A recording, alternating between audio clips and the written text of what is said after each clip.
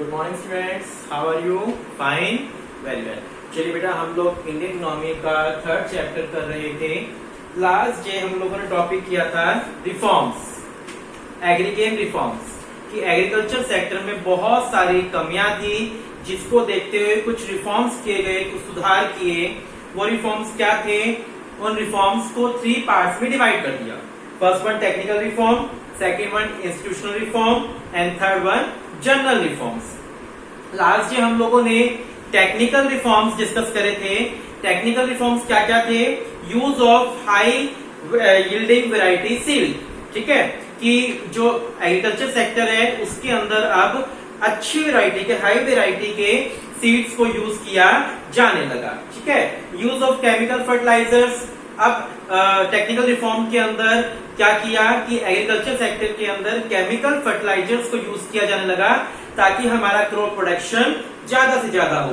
Use of insecticide and pesticide for crop production, अब agriculture sector के अंदर pesticides का, इंसेक्टिसाइड्स का यूज किया जाने लगा ताकि हमारी फसल खराब ना हो।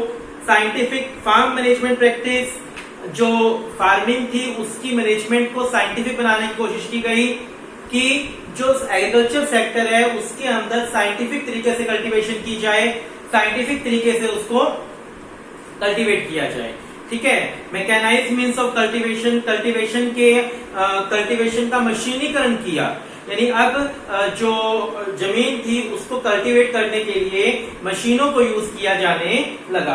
तो ये सारे आपकी टेक्निकल रिफॉर्म्स थे, ठीक है। आज हम पढ़ रहे हैं सेकंड आपका इंस्टीट्यूशनल रिफॉर्म या land reform. Institutional reforms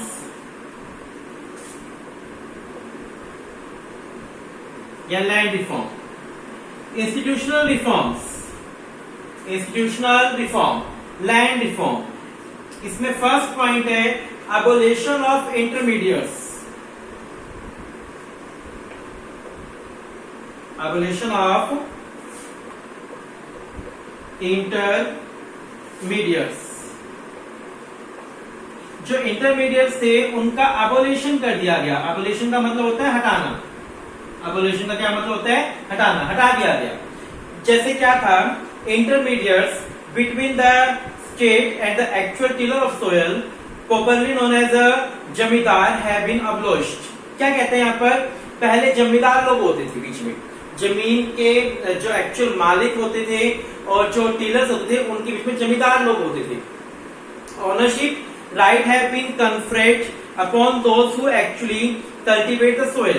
this has been done with a view to stopping exploitation of the cultivated by the zamindar. क्या कह रहा है कि जमींदारी सिस्टम को हटा दिया। सबसे बड़ी बात इस पॉइंट के अंदर आप ये समझ लो कि जमींदारी सिस्टम को हटा दिया गया, अबोलिशन कर दिया गया। किस चीज का? जमींदारी सिस्टम का, ठीक है। इंटरमीडिएट्स को हटा दिया गया। Intermediates between the state and the actual tiller of soil, popularly known as zamindar, have been abolished. कहते हैं जो जमींदार थे इनको अबोलिश कर दिया गया, ठीक है।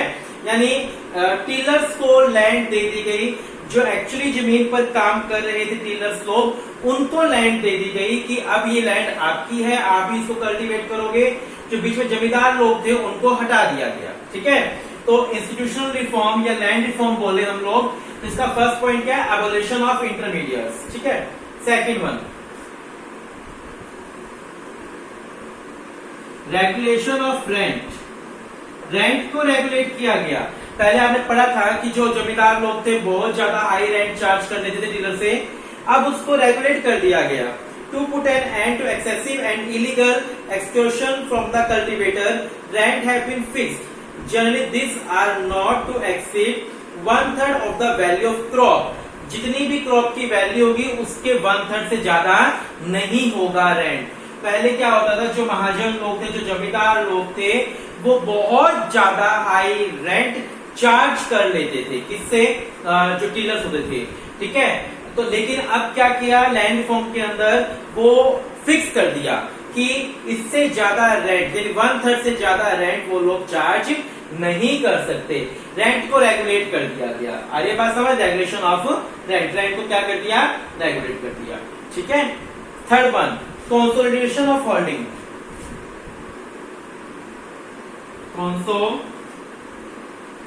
Consolidation of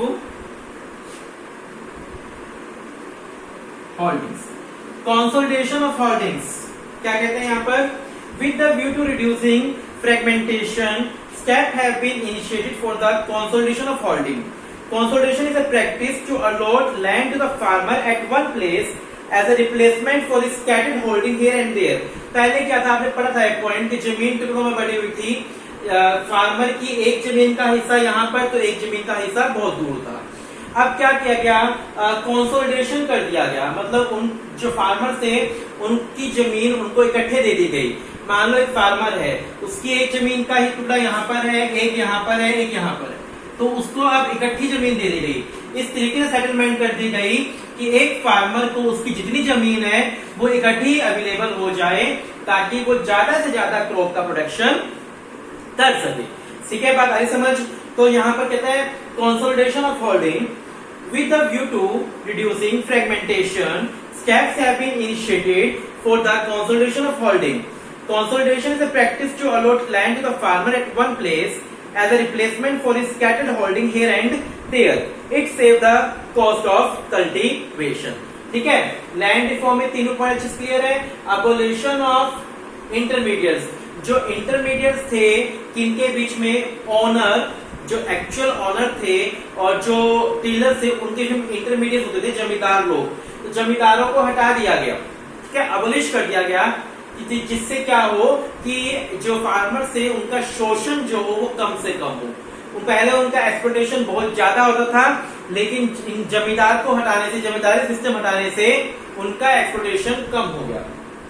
regulation of rent, पहले रेंट का रेगुलेशन नहीं था, अनाप शनाप उनसे रेंट लिया जाता था, लेकिन अब रेंट का क्या कर दिया गया? रेगुलेशन कर दिया गया कि क्रॉप की 1/3 से ज्यादा रेंट वो लोग चार्ज नहीं कर सकते। ठीक है, कंसोलिडेशन ऑफ होल्डिंग, पहले क्या था कि जो लैंड थी फार्मर्स की वो टुकड़ों में स्कैटर्ड थी, लेकिन अब क्या कर दिया गया? उनकी जमीन को इकट्ठा कर दिया गया ताकि उनकी जमीन इकट्ठी हो सके और वो क्या कर सके? ज्यादा से ज्यादा अपने क्रॉप का प्रोडक्शन कर सके। ये तीनों पॉइंट क्लियर हो गए अच्छे से? चलिए आगे।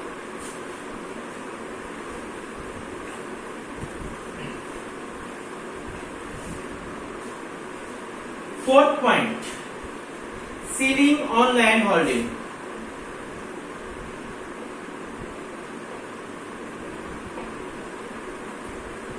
Ceiling on land holding. With a view to promoting equality in the distribution of land, ceiling has been imposed on the holding site. Ceiling on holding is the maximum size of cultivation land holding that an individual or family can own. The surplus land has been resumed by government and redistributed among smallholder या landless laborers. Ceiling on land holding क्या मतलब है इसका?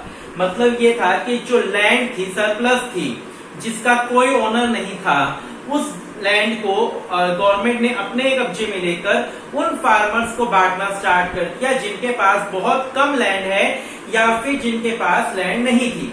ठीक है, तो कहते हैं यहाँ पर ceiling on land holding with the view to promoting equality, equality लाने के लिए, with the view to promoting equality in the distribution of land, ceiling has been imposed on the holding site.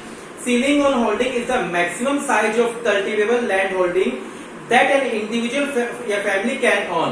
इस सिस्टम में क्या किया गया कि एक फैमिली के पास, मान लो एग्जांपल ले रहे हैं, कितनी लैंड होगी, एक फैमिली के पास कितनी लैंड होगी, उसके पास मान लो जो सरप्लस लैंड है, मतलब मान लो ये टोटल लैंड है, उसकी टोटल लैंड ये है, तो गवर्नमेंट ने फिक्स कर दिया कि उसकी लैंड इतनी होगी बस। ठीक है, इतने स्क्वायर फीट वगैरह जो भी है, इतनी लैंड वो लग सकता है। इससे एक्स्ट्रा जो लैंड है ये पीस ये सील कर देगी। ठीक है, अपने कब्जे में ले लेगी गवर्नमेंट, और ये लैंड किसको दे देगी? जिसके पास कम लैंड है या फिर बिल्कुल भी लैंड नहीं है। The surplus land our and above the ceiling limit, limit fix कर दी, इसको बोलेंगे सीलिंग लिमिट। ये इसकी सीलिंग लिमिट है। ठीक है, इस लिमिट से ज्यादा जो लैंड होगी वो गवर्नमेंट अपने पास ले लेगी और क्या करेगी? जिनके पास लैंड नहीं है उनको डिस्ट्रीब्यूट कर देगी। That is ceiling on land holding. ये भी लैंड रिफॉर्म का ही एक पार्ट है। कोऑपरेटिव फार्मिंग, नेक्स्ट पॉइंट आपका कोऑपरेटिव फार्मिंग।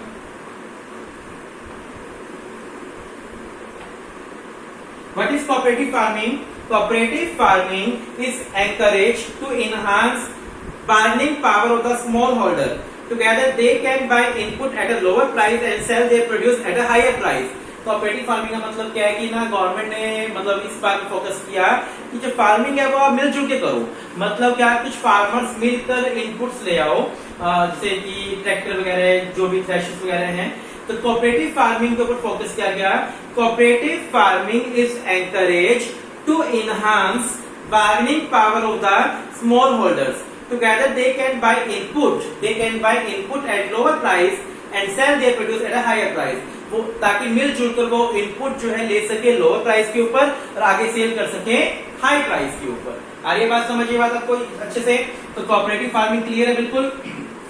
यहाँ पर क्या है, कोऑपरेटिव फार्मिंग का मतलब क्या है, फार्मर्स मिलजुल कर इनपुट ले और अपने प्रोडक्ट्स को मिलकर आगे हाई रेट पर सेल कर। Got it? क्लियर है? आपको लैंड रिफॉर्म्स के 5 पॉइंट क्लियर है। एक बार हम दोबारा अच्छे से कर लेते हैं। लैंड रिफॉर्म का first point, abolition of intermediates. Zamindari system को अबोलिश कर दिया गया। जमींदारी सिस्टम को अबोलिश कैसे किया गया कि जो पहले फार्मर्स के जमींदारी सिस्टम था, जो एक्सप्लोटेशन करते थे फार्मर्स का, अब वो रिमूव कर दिया गया। ठीक है। रेगुलेशन ऑफ रेंट, पहले जो लैंडलॉर्ड थे वो अनाप शनाप रेंट लेते थे फार्मर से, अब रेंट फिक्स कर दिया कि 1/3 आउटपुट जितना भी क्रॉप हो रहा है उसके 1/3 से ज्यादा वो लोग नहीं ले सकते। Consolidation of holding with the view to reducing fragmentation, जो फार्मर्स की जमीन ज्यादा स्कैटर्ड थी उसको अब इकट्ठा देना स्टार्ट कर दिया। एक फार्मर को उसकी सारी जमीन इकट्ठी देनी स्टार्ट कर दी। ठीक है। Ceiling on land holding with the view to promoting equality in the distribution of land. Ceiling कर दी गई, मतलब हर फार्मर की लैंड फिक्स कर दी गई, सीलिंग कर दी गई। ठीक है। जिस भी फार्मर के पास उस सीलिंग से ज्यादा लैंड होती थी तो वो उससे लेकर क्या करना स्टार्ट कर दिया आगे, जिनके पास लैंड नहीं है या बहुत कम लैंड है उनको देना स्टार्ट कर दिया।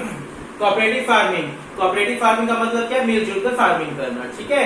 मतलब तो फार्मर्स मिलकर इनपुट इकट्ठा करें और मिलकर ही अपना प्रोडक्ट बेचे ताकि उनका आउटपुट ज्यादा रेट पर मार्केट में सेल हो सके।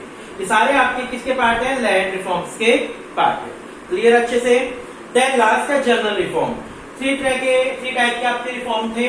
फर्स्ट वन टेक्निकल रिफॉर्म था आपका, सेकंड वन आपका क्या था, लैंड रिफॉर्म जिसको इंस्टीट्यूशनल रिफॉर्म भी बोला गया, एंड थर्ड आपका है जनरल रिफॉर्म। कैसा reform? General reforms. General reforms में क्या क्या आता है? First one expansion of irrigation facility.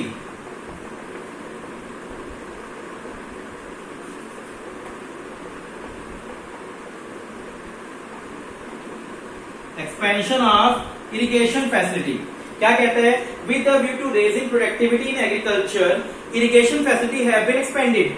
हमारा प्रोडक्शन कम क्यों होता है? क्योंकि हम लोग किस पे डिपेंड करते हैं? रेनफॉल पर, कि रेनफॉल होगी तो अच्छी फसल होगी। लेकिन जनरल रिफॉर्म्स किए गए, इस रिफॉर्म के अंदर इरिगेशन फैसिलिटी को एक्सपेंड किया गया। Several major and minor irrigation project have been launch across different part of the country. बहुत बड़े और कुछ छोटे भी प्रोजेक्ट लॉन्च किए गए इरिगेशन फैसिलिटी के लिए। In 1951, barely 17% of land was under permanent means of irrigation. 1951 तक सिर्फ 17% लैंड को ही हम लोग परमानेंट इरिगेशन दे पाए, लेकिन अब नियर अबाउट 50% लैंड को हम लोग इरिगेशन फैसिलिटी दे पा रहे हैं। यानी it's a big achievement for India. Expansion of irrigation facility. General reform के अंदर सबसे पहला रिफॉर्म क्या किया गया? जो इरिगेशन फैसिलिटी थी उसको एक्सपेंड किया गया। ठीक है। सेकंड,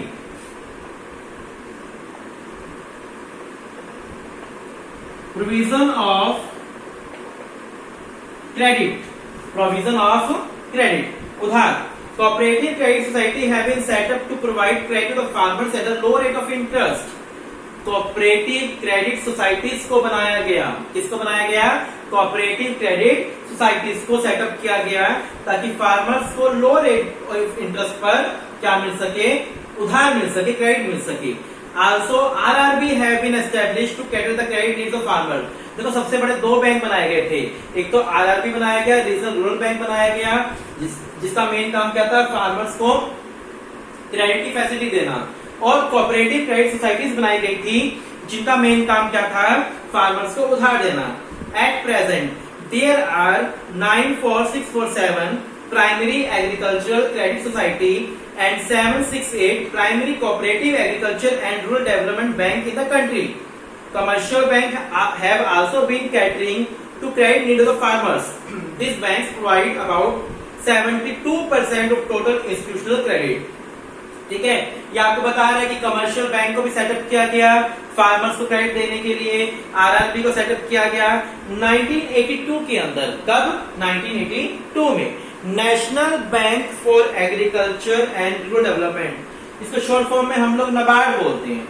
शॉर्ट फॉर्म में हम लोग क्या बोलते हैं? NABARD. In 1982, National Bank for Agriculture and Rural Development was established to institutionalize credit facility to farmer at the national level. ठीक है, 1982 में नबार्ड को सेट किया गया। देखो, सबसे पहले कोऑपरेटिव क्रेडिट सोसाइटीज बनाई गई फार्मर्स को उधार देने के लिए, फिर आरआरबी को बनाया गया, फिर कमर्शियल बैंक भी उधर के आ गया फार्मर्स को उधार देने के लिए। देन 1982 में नबार्ड को सेटअप किया गया, national agriculture bank for and rural development bank setup किया गया ताकि फार्मर्स को क्या मिल सके? क्रेडिट मिल सके। ठीक है, दोनों पॉइंट्स क्लियर है ना? जनरल रिफॉर्म में क्या किया गया? Expansion of irrigation facility, irrigation facilities को परमानेंट करने की कोशिश की गई कि ज्यादा से ज्यादा एग्रीकल्चर सेक्टर को परमानेंट सिंचाई के साधन मिल सके। प्रोविजन ऑफ क्रेडिट, बहुत सारे बैंक बनाए, आरआरबी बनाया, कोऑपरेटिव क्रेडिट सोसाइटीज बनाई और नबार्ड बनाया ताकि फार्मर्स को कम से कम रेट ऑफ इंटरेस्ट पर उधार मिल सके। बेटा जो मैं समझा रहा हूँ वो समझना ज्यादा है, आप इतनी सारी चीजें याद नहीं कर पाओगे क्योंकि बहुत कुछ डाटा है, बहुत सारी चीजें हैं। समझो उसको और अपनी लैंग्वेज में बना के लिख के आओ। जैसे मैं समझा रहा हूँ कि आपको पहले ये बनाया, फिर दूसरा बैंक ये बनाया, 1982 में नबार्ड बनाया, तो आपको इस तरीके से इस चीज को सेटअप करना है, तैयार करना है ताकि आपको वो याद हो जाए। ठीक है, पॉइंट आपको अच्छे से याद करने हैं। अगर आप लोगों को पॉइंट अच्छे से याद हो गए हैं तो अंदर का मैटर आप बनाकर ही अपने लैंग्वेज में लिख के आएंगे। इसे समझना है कि जैसे इस पॉइंट में क्या है, क्रेडिट देने के लिए पहले किसको बनाया गया?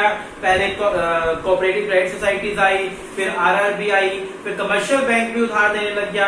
देन उसके बाद नबार्ड को सेटअप किया गया 1982 के अंदर।